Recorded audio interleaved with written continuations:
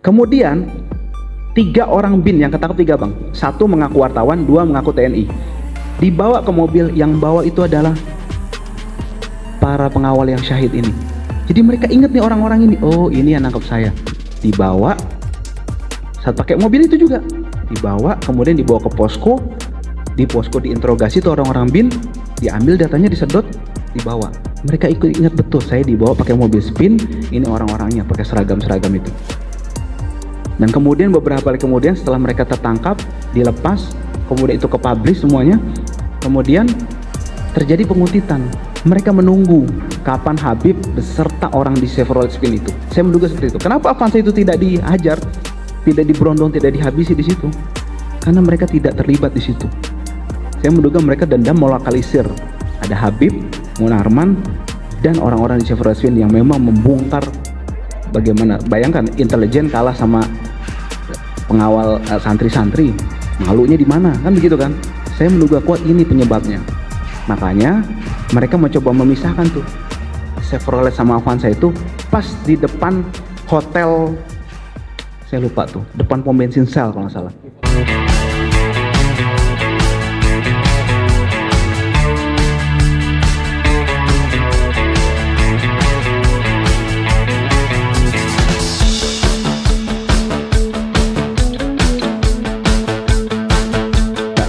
Terima kasih kepada RH Channel atas kesempatan dan waktu yang diberikan, juga tema yang memelihara momentum dengan baik ini, juga kepada tuan rumah, abangku, Bang Medi, Bang Refli, dan juga Pak Marwan, guru saya, serta ada guru saya juga, Syekh Yusuf Matak di sini, Ustadz Fikri Bareno, ada Umi, dan semuanya. Terima kasih, dan pemirsa RH Channel sekalian.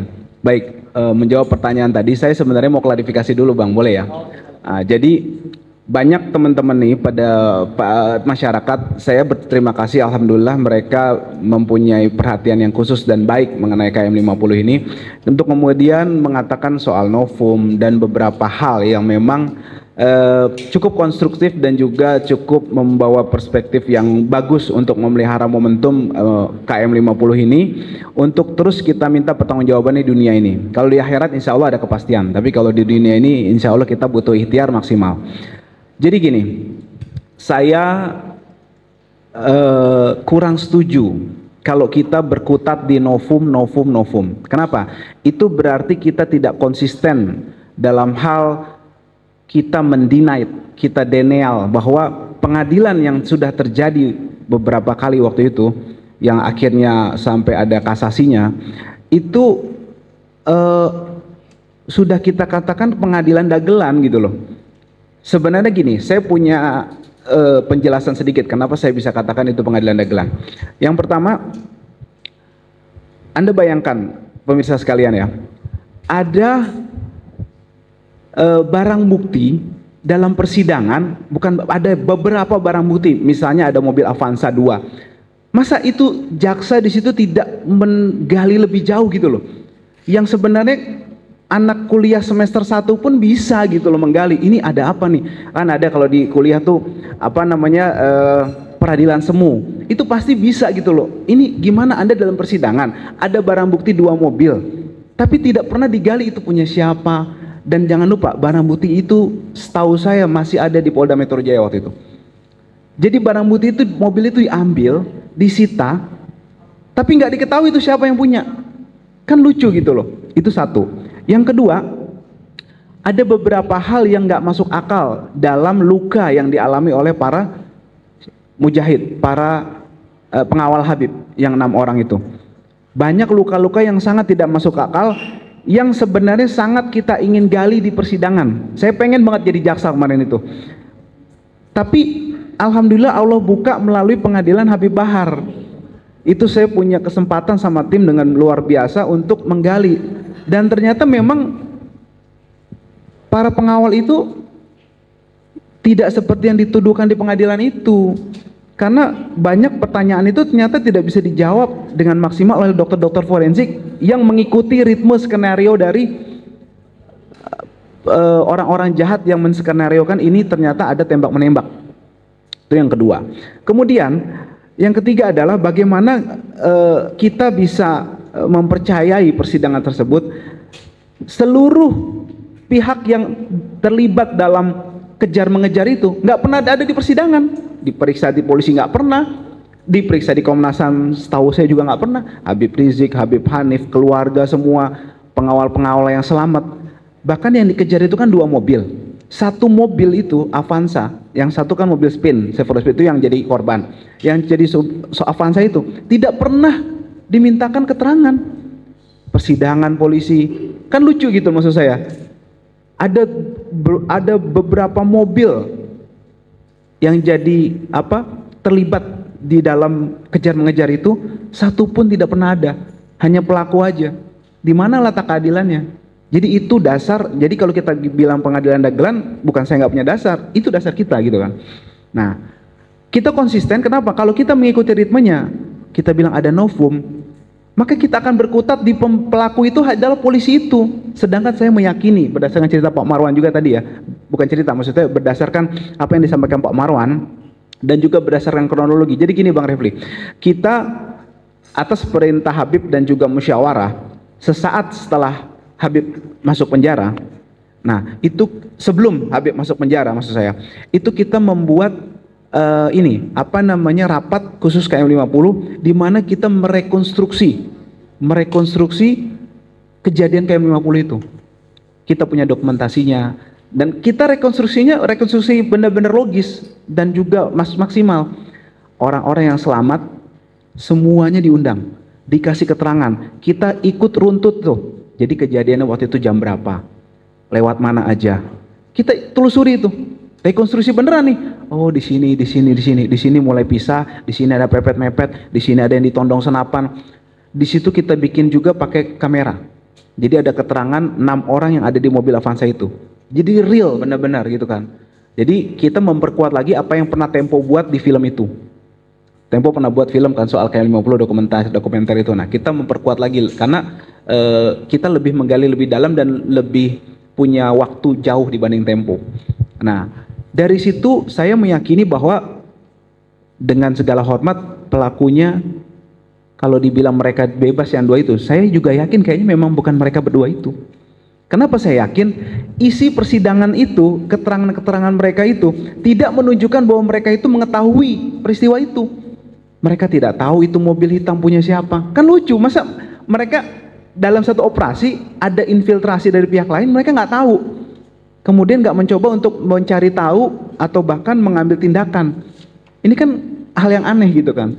Yang saya mau katakan adalah yang terjadi, saya menduga kuat bahwa ini ada skenario untuk membuat kambing hitamnya itu adalah 2 petugas polisi yang pangkatnya rendah itu, 3 ya itu. Nah, jadi maksud saya menduga itu karena sebenarnya kejadiannya bukan seperti itu. Kejadiannya bukan seperti itu. Kenapa saya bilang bukan seperti itu? Kalau memang saya challenge satu aja misalnya nih. Coba buka CCTV Rumah Sakit Polri sesaat ketika mereka diantar ke kamar jenazah Rumah Sakit Polri. Saya yakin nggak bakal ada. Kemudian ada mobil bekas tembak menembak yang datang ke Rumah Sakit Polri untuk bawa jenazah itu. Katanya kan Laskar itu menembak tuh pengawal itu. Coba cek di CCTV-nya, ada nggak? Nggak bakal ada. Karena kita yakin mereka itu dibawa ke suatu tempat, kemudian ada dugaan penyiksaan di situ.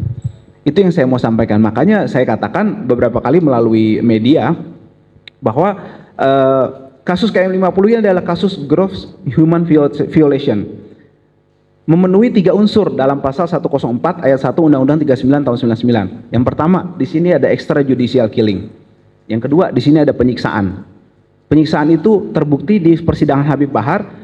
Para dokter itu menjelaskan bagaimana ada dugaan penyiksaan di situ. Yang kita gali dari pihak pengacara ya. Kemudian yang ketiga ada penghilangan orang secara paksa.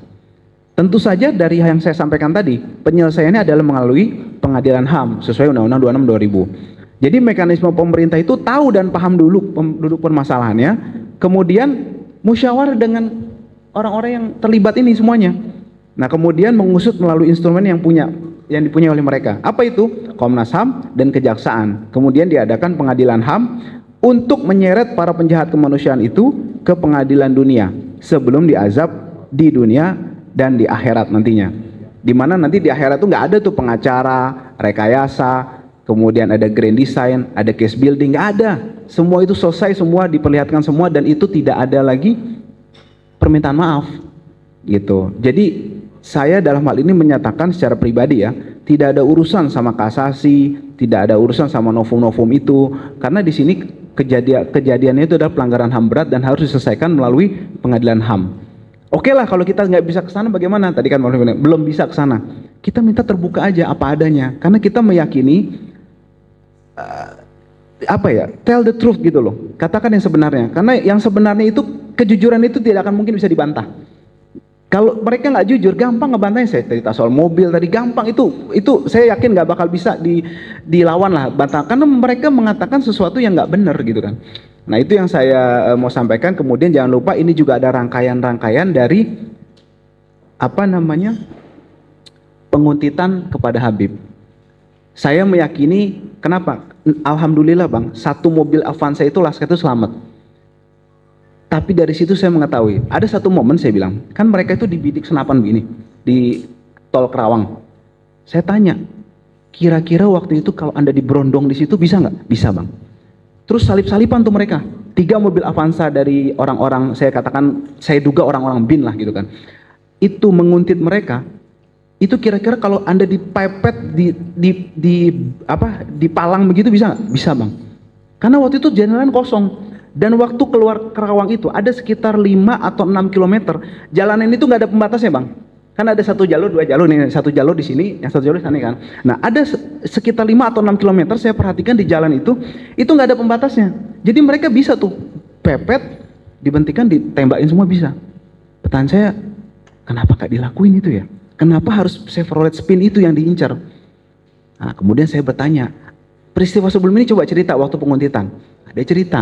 Akhirnya sampailah saya pada satu kesimpulan, mereka ini dendam sama laskar-laskar ini dan juga Habib Rizik dan Pak Munarman.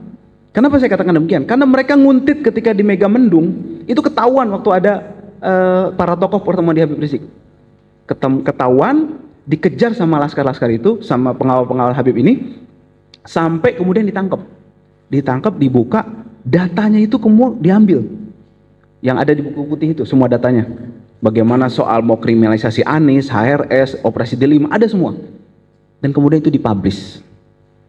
Saya menduga kuat inilah motif dendam ini. Pelakunya siapa? Tentu saja FPI, ada Habib Rizik. Dan di situ ada Pak Munarman. Waktu menangkap laskar-laskar itu, laskar itu di bawah komando Pak Munarman. Saya menduga kuat mereka dendam oleh mereka ini semua. Kemudian 3 orang BIN yang ketangkep 3 Bang. 1 mengaku wartawan, 2 mengaku TNI. Dibawa ke mobil, yang bawa itu adalah para pengawal yang syahid ini. Jadi mereka ingat nih orang-orang ini, oh ini yang nangkep saya. Dibawa, saat pakai mobil itu juga. Dibawa, kemudian dibawa ke posko.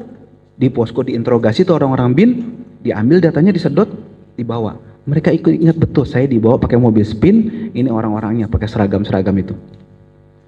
Dan kemudian beberapa hari kemudian setelah mereka tertangkap, dilepas, kemudian itu ke-publish semuanya, kemudian terjadi penguntitan. Mereka menunggu kapan Habib beserta orang di Chevrolet Spin itu. Saya menduga seperti itu. Kenapa Avanza itu tidak dihajar, tidak diberondong, tidak dihabisi di situ? Karena mereka tidak terlibat di situ. Saya menduga mereka dendam melokalisir. Ada Habib, Munarman, dan orang-orang di Chevrolet Spin yang memang membongkar. Bagaimana? Bayangkan intelijen kalah sama pengawal santri-santri, malunya di mana? Kan begitu kan? Saya menduga kuat ini penyebabnya. Makanya mereka mencoba memisahkan tuh Chevrolet sama Avanza itu pas di depan hotel, saya lupa tuh, depan pom bensin Shell kalau nggak salah. Novotel. Nah, di situ ada mobil truk yang bawa mobil memalang Chevrolet Spin. Yang Avanza bisa lolos. Disitulah dihajar di situ. Saya menduga kejadiannya nggak jauh dari pintu tol, dihabisi, diambil alih, dibawa ke kilometer 50, di sana dibawa lagi, udah dibawa entah kemana, dieksekusi. Jadi saya menduga adanya dendam terhadap Habib, Munarman, dan juga pihak-pihak di Chevrolet Spin itulah menyebabkan. Karena kalau enggak tadi, ya dong kita kan menduga, kenapa Avanza itu tidak diberondong sekalian? Kan mereka ngalang-ngalangin Habib tuh. Habib kan kabur duluan, pergi duluan tuh. karena dikejar oleh bandit-bandit itu. Nah, yang menghalangi dengan segala hormat, Masya Allah, itu adalah Chevrolet Spin dan juga Avanza tadi. Tapi kenapa hanya Chevrolet Spin? Nah, saya bertanya, ya saya, oh ini ternyata dendam inilah saya menduga. Ini saya bukan jaksa, saya bukan Komnas HAM, saya hanya masyarakat biasa yang pengen mencari keadilan untuk saudara-saudara kita yang menjadi korban dalam pembunuhan ya terhadap warga negara, terhadap anak bangsa yang diduga dilakukan oleh aparatur yang seharusnya melindungi anak-anak bangsa. Demikian Bang Refli, terima kasih. Assalamualaikum warahmatullahi wabarakatuh.